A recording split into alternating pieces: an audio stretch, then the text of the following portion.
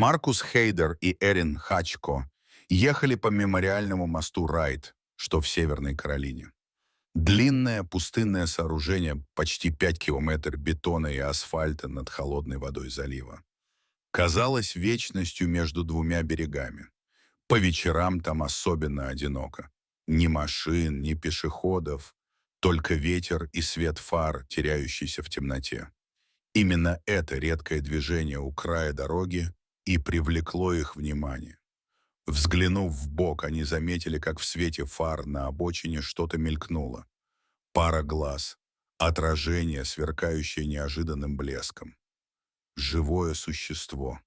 Кто это мог быть на таком пустынном и опасном месте? На скорости почти 100 километров в час разглядеть что-то толком невозможно. Но любопытство и тревога не отпускали.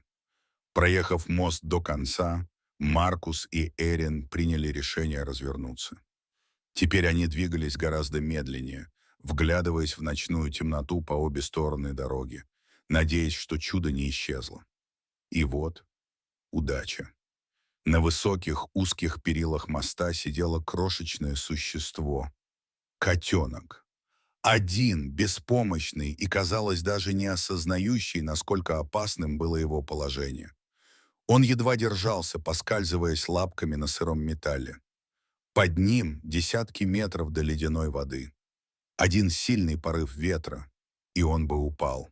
Сердца людей сжались от страха и жалости. Понимая, что любое резкое движение может спугнуть малыша, они действовали предельно осторожно. Эрин, схватив полотенце, медленно вышла из машины, мягко и спокойно приблизилась к котенку. «Все хорошо, малыш», — шептала она, подходя все ближе. Котенок дрожал от холода или страха. Трудно было понять. Возможно, и от того, и от другого. Эрин наклонилась, моментально схватила его и прижала к себе. Котенок пискнул, но не сопротивлялся. Видимо, он уже выбился из сил. Не теряя ни секунды, она вернулась в машину, где Маркус уже включил подогрев сидений. Он снимал все на видео. Не ради хайпа, а чтобы потом проанализировать, как это вообще произошло. Откуда здесь, посреди огромного моста, этот маленький звереныш? В ближайшей ветеринарной клинике выяснилось, кошечка-девочка около 6 недель от роду. Весила она чуть больше килограмма. Общее состояние удовлетворительное, если не считать глистов и легкого обезвоживания. Но все поправимо. Врач отметил ее необычный черепаховый окрас и аккуратные черты мордочки. Что-то выдавало в ней породистую кровь. Возможно, она была выброшена, а возможно, выпала из открытого окна машины или кем-то случайно забыта. Но как бы то ни было, на мост она попала явно не по своей воле. Маркус и Эрин дали объявления в социальных сетях, разместили фотографии, рассказали свою историю.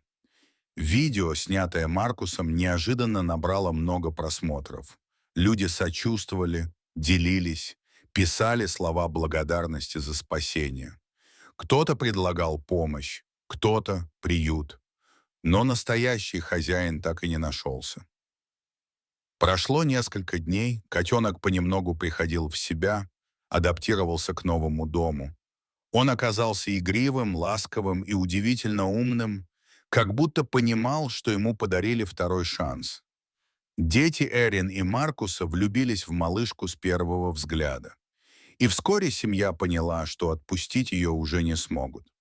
Так у нее появилось имя — Бриджит Джой. Бриджит в честь моста, где она была найдена.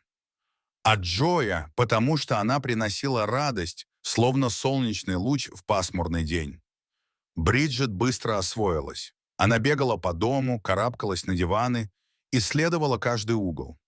Особенно она любила спать на подоконнике, глядя на улицу.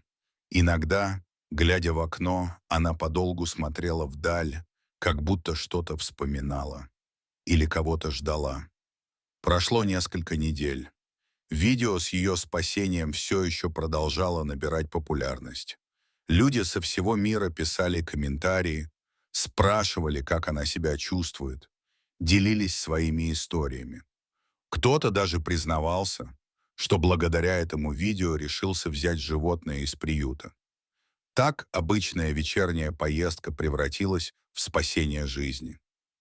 Котенок, которого легко могли не заметить, стал символом доброты и внимания к окружающему миру. Семья обрела нового друга, а сама Бриджит — новую жизнь. Теперь у нее есть уютный дом, мягкие подушки, миска с едой и множество игрушек. А главное — люди, которые никогда не оставят ее на пустынном мосту. Дорогие друзья, если вам понравилась эта история, не забудьте поставить лайк и подписаться на канал.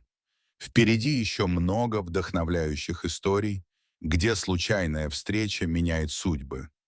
И кто знает, может быть, однажды именно вы станете героем следующего рассказа.